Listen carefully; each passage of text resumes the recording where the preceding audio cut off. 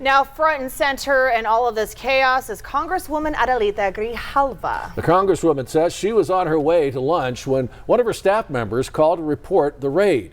We have the video of what happened next. Watch out, watch out.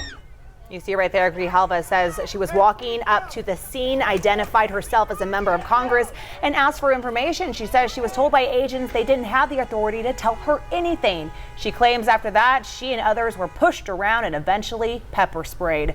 Representative Grijalva says the agents were aggressive and mass. News 4 Tucson Andrew Capasso spoke one-on-one with Grijalva after that incident. You know, I think that if I am a sitting member of Congress and introduce myself and ask for information and they refuse to give it to me and treat me that way, they're treating everyone else the same or worse. And that's what we saw in the community. There was an incredible aggressiveness and they treated, in general, everyone really poorly. And tonight we're also hearing from Tucson Mayor Regina Romero talking about the agents. She says, quote, their disproportionate use of force, smoke grenades, and pepper balls against the public, including our own representative Adelita Grijalva, is not justified and cannot be tolerated. We are committed to having a safe city where everyone's rights are respected and legally enforced at all times.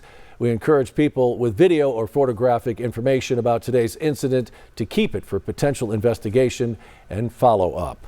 And of course, we also reached out to ICE for a statement on what happened with respect to Representative Grijalva. They say, quote, if her claims were true, this would be a medical marvel, but they're not true. She wasn't pepper sprayed. She was in the vicinity of someone who was pepper sprayed as they were obstructing and assaulting law enforcement. In fact, 2 law enforcement officers were seriously injured by this mob that Rep. Adelita Grijalva joined. Presenting oneself as a member of Congress doesn't give you the right to obstruct law enforcement. All right, so we're going to continue to cover the ICE raids and update you throughout this evening as more details do come into our newsroom.